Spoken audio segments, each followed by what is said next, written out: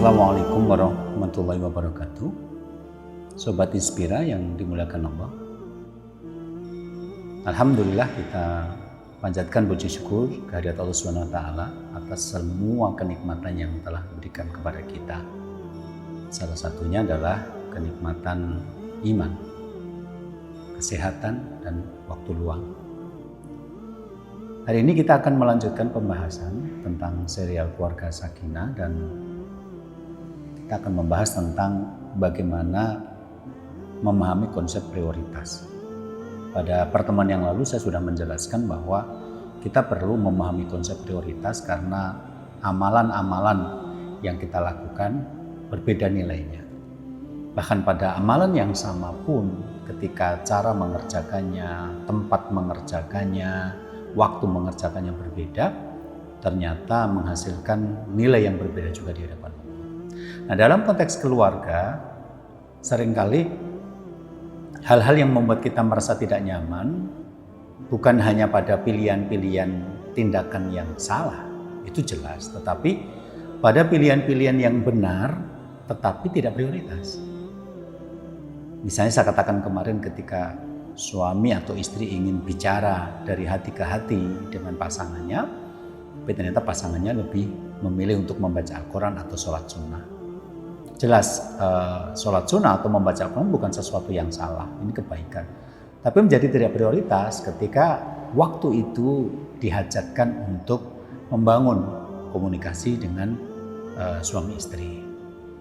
Ketika kita pengen berdialog dengan pasangan, berdialog dengan anak, terus tiba-tiba waktu kita pakai untuk bercengkerama dengan teman-teman, ini bukan satu hal yang salah juga, tetapi mungkin kurang prioritas. Nah, bagaimana menerapkan konsep prioritas ini? Saya menemukan jawabannya dari apa yang disampaikan oleh Imam Ibnu Qayyim al-Jauziyah dalam kitab beliau Madarijus Salikin. Beliau mengatakan di sana, afdhalul amal atau amal yang paling prioritas, yang paling utama adalah al-amalu ala mardati rabbi fi kulli waqtin bima huwa muqtada dzalikal waqti wa wadifatihi. Yaitu beramal dalam rangka mencari ridha Allah di setiap kesempatan dengan mengamalkan amal yang menjadi tuntutan waktu dan tugas pada saat itu. Jadi di sini ada beberapa clue untuk memahami konsep prioritas ini. Yang pertama adalah al-amalu ala mardati rabbi. Tujuan utama dari melakukan amal ini adalah untuk mencari ridha Allah. Setiap yang kita lakukan, tujuan utama adalah mencari nilai di sisi Allah. Apa yang kita lakukan adalah amal yang kita harapkan menjadi amal soleh yang diterima di sisi Allah. Jadi, ini adalah clue yang pertama. Jadi apapun yang kita lakukan adalah dalam rangka mencari ridha Allah. Yang kedua adalah fi kulli waqtin, di setiap kesempatan. Jadi prioritas itu akan muncul di setiap kesempatan. Begitu kita berpindah dari satu aktivitas ke aktivitas lain, maka pada pilihan aktivitas yang kita lakukan mesti ada prioritasnya. Saya mengatakan misalnya ketika kita sedang tidur, kemudian kita mendengar adzan subuh. Pada saat kita mendengar adzan subuh itu menyediakan banyak pilihan. Apakah kita bangun, kemudian mengambil air wudhu kemudian berangkat ke masjid, atau kita mendengar tapi seolah-olah tidak mendengar, atau kita mendengar tapi mengabaikan suara adzan itu, kita tetap melanjutkan tidur, atau kita bangun tapi kita nggak sholat, kita malah berangkat ke pasar atau mau bekerja. Begitu kita memutuskan untuk sholat pun pilihannya adalah apakah nanti saya di rumah ataukah saya berangkat ke masjid. Ketika nanti saya berangkat ke masjid pun pilihannya adalah apakah saya di shaf pertama, apakah saya di shaf pertengahan, apakah nanti saya takbiratul ihram bersama imam, ataukah saya adalah makmum masbuk misalnya. Jadi hanya dari mendengar adzan subuh saja tersedia sedemikian banyak pilihan-pilihan dan nilainya tidak sama. Begitu kita nanti selesai sholat subuh, kita kemudian pulang sampai di rumah, maka di situ juga tersedia banyak pilihan. Apakah kita akan membaca Al-Quran, apakah kita akan mendengarkan pengajian, apakah kita akan jalan-jalan untuk menjaga kesehatan, ataukah kita menikmati minuman di halaman, ataukah kita membantu istri di rumah menyiapkan sarapan, atau bahkan kita nonton televisi, atau mungkin kita tidur lagi. Jadi setelah sholat subuh kemudian kita pulang ke rumah, pilihan yang harus kita pilih juga ternyata banyak. Mana di antara itu yang paling prioritas? Jadi fi kulli waqtin, di setiap kesempatan. Kemudian clue yang ketiga adalah bima huwa muqtadha dzalikal waqti wa watifatihi, dengan cara melakukan amal yang menjadi tuntutan waktu dan tugas pada saat itu. Jadi ada 3 poin untuk memahami konsep prioritas.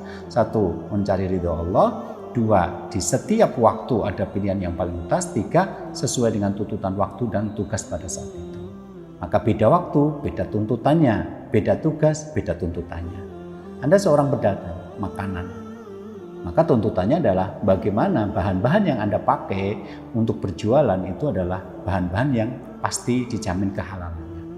Nggak bisa Anda jualan makanan, kemudian Anda mengabaikan ilmu tentang kehalalan bahan-bahan yang Anda pakai. Kalau Anda seorang pedagang di pasar misalnya, maka Anda harus memiliki ilmu tentang bagaimana tata cara jual beli yang benar secara Islam, yang tidak mengandung maghrib, maisir, ya gharar dan riba. Bagaimana Anda berjual beli tidak ada unsur tipu-tipu, tidak ada unsur judi, dan tidak ada unsur ribanya. Nggak sekedar mencari untung, tapi menghalalkan segala cara. Kalau Anda seorang guru, maka bagaimana Anda mengajar dengan baik. Nah, pada konteks keluarga, Anda seorang suami.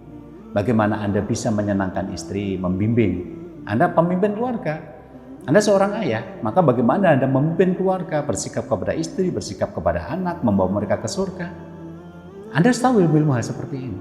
Bukan hanya sekedar yang penting saya kerja, punya uang, bangun rumah, bayar sekolah, bukan sekedar itu.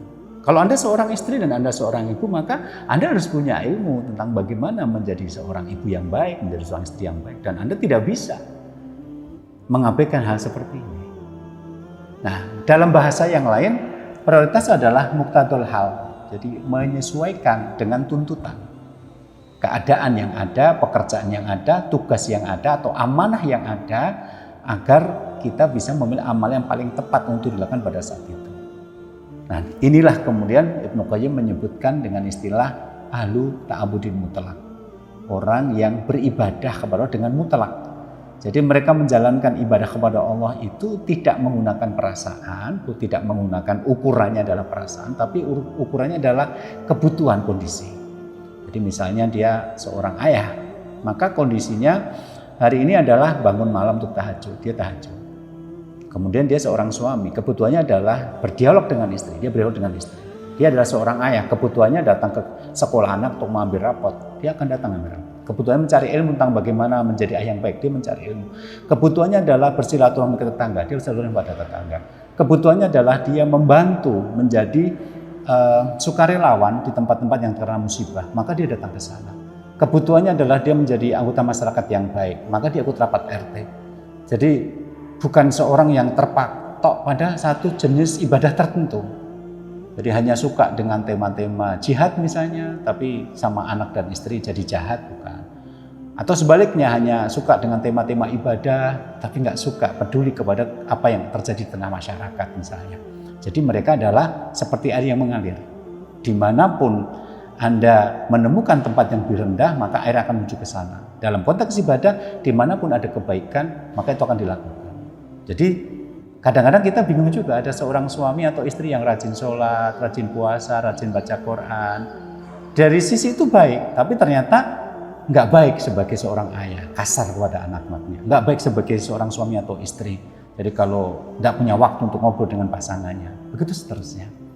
Nah dari sinilah memahami prioritas menjadi penting bagi kita agar kita tidak salah memilih tindakan. Karena prioritas bukan hanya memilih yang tepat, tapi juga mengabaikan amalan yang baik. Sebagaimana dikatakan oleh sahabat Amr bin Al-As, laisal aqilu man yariful khairu minasyarr walakin waladhi yarifu khairosyarraini. Orang yang pintar itu bukan yang mengetahui mana yang baik daripada yang buruk, tapi orang pintar adalah yang mengetahui mana yang lebih baik daripada dua yang buruk. Jadi pilihannya buruk dengan buruk, baik dengan baik, mana yang lebih baik. Mudah-mudahan kita nanti bisa untuk mengambil pelajaran dari kajian ini, dan insya Allah nanti kita lanjutkan lagi untuk bagaimana mengaplikasikan dalam konsep-konsep pengambilan keputusan dan tindakan dalam berkeluarga. Mudah-mudahan bermanfaat. Assalamualaikum warahmatullahi wabarakatuh.